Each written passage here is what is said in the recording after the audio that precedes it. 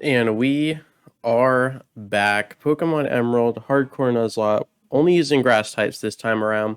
We are currently doing our fourth attempt. We beat Roxanne, we've beaten our rival, we got all of the usual encounters, and now we are brawling it out with Brawly himself in the second gym, and Rustboro the Shroomish is doing a fantastic job. We're down to the ace, the Makahita. We can't quite finish him off. The Vital Throw comes down after being bulk upped, and we lose to Brawly once again. It is very tough to really get around those citrus berries, those heals. If you accidentally crit one of them and Brawly doesn't use the potions, it's just a very tenuous situation, a very tenuous fight. And I do believe Brawly is going to put us down once again with the Makahita. Look at this reversal lined up. Absolutely ridiculous. Barely holding on. Petalburg, the Lombre here. So this is going to be the fourth attempt failed, and we are going to drop back to the fifth attempt here. Look at that super potion, just keeping the fight alive. It feels good to be Brawly using potions. That hardcore Nuzlocke really does hurt. There's certain moments where you're just like, can I please use a full restore? Can I save my Pokemon? Instead, you sit there with your hands tied and watch them die. And I do believe Little Root might actually, crit the Makahita with a cut there. And he does finish. He does get himself out alive, but losing those two Pokemon's too much. Let's go ahead and boot up that fifth attempt. All right, so our fifth attempt is dead and gone. We ended up critting our Lotad encounter on Route 103. So we went for our sixth attempt, and we lost to our rival May right at the get-go. Her Torchic absolutely had its way with our Trico. So we are officially on our seventh attempt here. We've made it to Brawly. However, this time we snuck over to Slateport and we got the Oddish encounter before we take on Brawly and not after. So this is going to be the first time going into the second gym that we have 4 Pokemon. On top of that, Oddish has the poison typing, which does resist Brawly's fighting type stab. So that is going to be the difference. I think this is going to go so much more smoothly than previous, but we have Rustboro out there. We're going to get the Leech Seed down. The Karate Chop does come down. Some good damage off the top. Leech Seed for the heal. And we are going to go ahead and swap into Oddish. We just want to keep the little girl as safe as possible. The Karate Chop does literally no damage into that poison typing, which is just beautiful. And now we have a Leech Seed on top of a Sleep Powder combination, and we are looking beautiful. I think we're going to be able to clear the Machop without really taking any damage at all, and that'll just leave a beautiful 1v1 matchup against the Medicham, or Meditite, I should say. Machop is still fast asleep. You'll love to see it. The Leech Seed comes down. The Bullet Seed comes in again. Another Bullet Seed comes down. Seismic Toss does hurt, but we level up on top, and now we only need 10 HP to come back. And I do believe we still have Absorb, so we can just kind of get that back in the process here, as Meditite's going to keep getting greedy to charge up for that Focus Punch. And it is going to pivot into a Reflect, but that is physical defense, not special, so we really don't have to worry about it. And Meditite gets the heal, which is also really big that the Meditite gets the potion, as we've seen, because you do not want Makahita to have 2 super potions and a citrus berry at his disposal, as we absolutely clutch a Sleep Powder, which is just beautiful, as that 25% mischance can really add up over the course of a fight.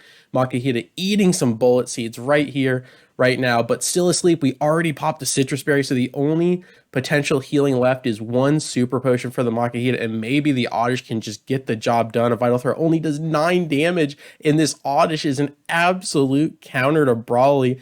Get wrecked, sir, and this 7th attempt is officially underway. Let's prep for that rival fight. We've got this.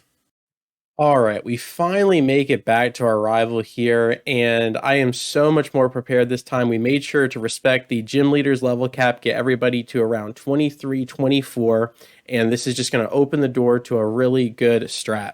So here we go. We come down with Slateport. Unfortunately, we do get hit with the Supersonic, and we're just going to have to break through, but we don't, so we are hurt. This is not a great start, but Slateport holds on. The Gloom completely snaps out of confusion the second turn and is still above 50% HP, lands the Sleep Powder, puts the little seagull to sleep, and now we get Rustboro, who is the Breloom. Chuck her out there. We're going to get the bulk ups in, and we are going for the first potential sweep.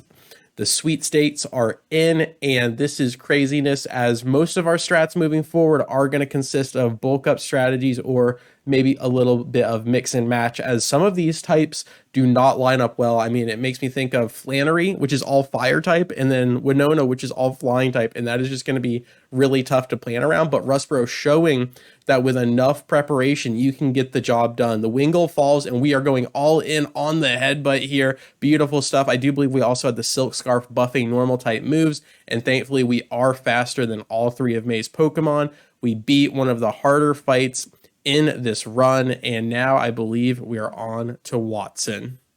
All right, we have managed to not face any tragedy leading up to the Mauville gym here against Watson. So third gym coming at you live. We got the electric type Pokemon. We are at the level cap, and we have to eat a self-destruct from the Voltorb right out the gate, which is not great, but it's going to be okay because now we can just set up against this little Electrike, and as long as he didn't crit that Shockwave or crit whatever he's about to do here, I think we were just fine. Gloom's defenses are pretty solid at this point in the game, and we do land that second Sleep Powder. So now the door is open. This little Electrike is going to be an absolute means to an end. I do feel really bad for some of the weaker Pokemon when you do kind of trap them into this setup, but it is what we need. This challenge is very difficult, and you have to walk a very fine line between risking it all and just getting that safe setup when you can. So Rustboro comes down as she does, gets a bunch of bulk ups in, and we are just going for the max out.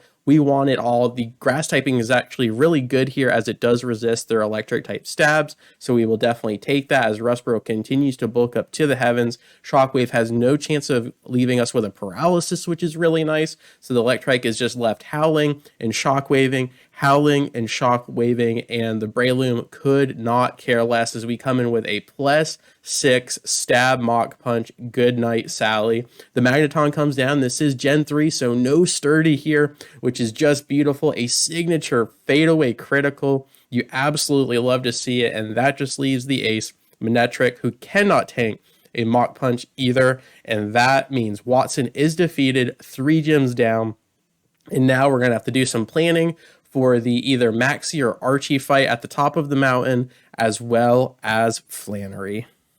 A quick side note is that on Route 113, we did manage to secure the CDOT encounter. We named them Verdant Turf, and we are off to the races. All right, it is time to take on Team Magma Maxie right there at the top of the mountain. The mighty Ina comes down, and we are really just going to lean into this same kind of strategy. We're going to put the mighty Ina to sleep. We're going to pivot right into the Rustboro, the absolute ace up our sleeve.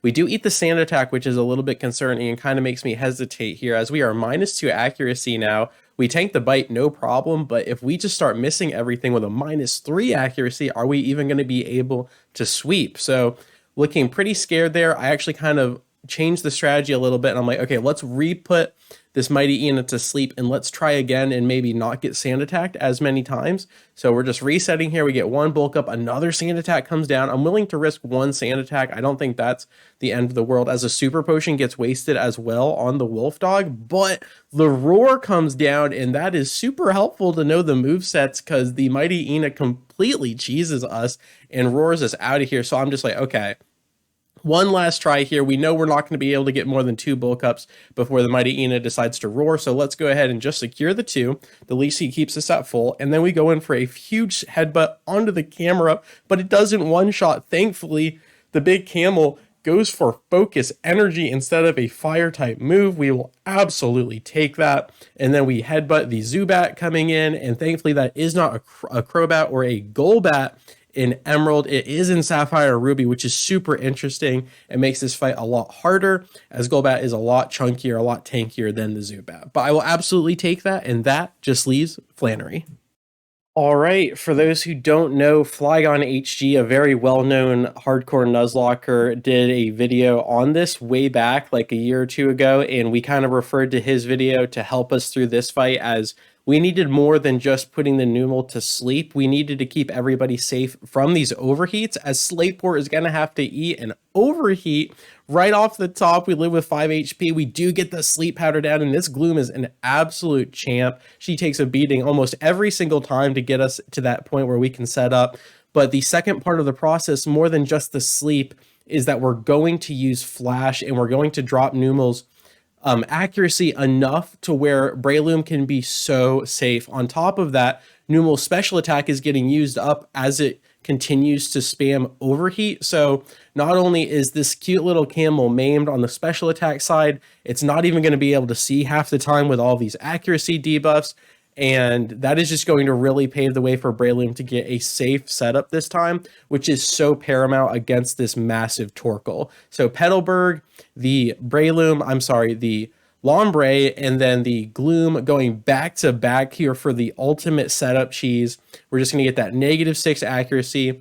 And that means Breloom's just going to have to tank the magnitudes if it does hit, or a super weak overheat. Now, if the overheat crits, I do believe it goes through all of those debuffs. So this right here in the sun could be everything. It does not. And I do believe that was the 5th overheat. If not, it was the 4th. So we got to watch out for that as we start to get the bulk ups down here. There's one. The magnitude 9 comes down. And if it does connect, we do again have to watch out for criticals. We are always at the mercy of criticals, especially when we lock ourselves into only one typing, as it makes the swapping so dangerous.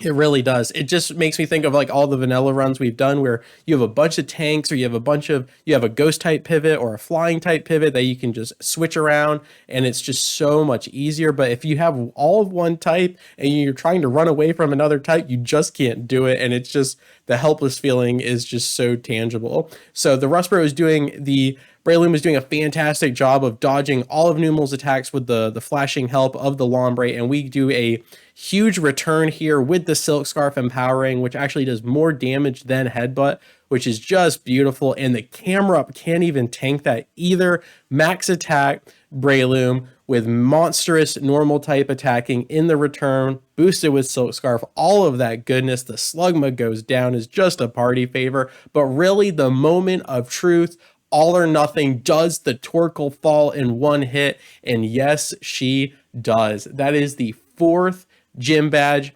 It may not be the cleanest thing that we've seen, but this is the 7th attempt. Can this be the run? But for now, as always, thank you so much for your time. I really do appreciate it. And I will catch you on the flip. Peace.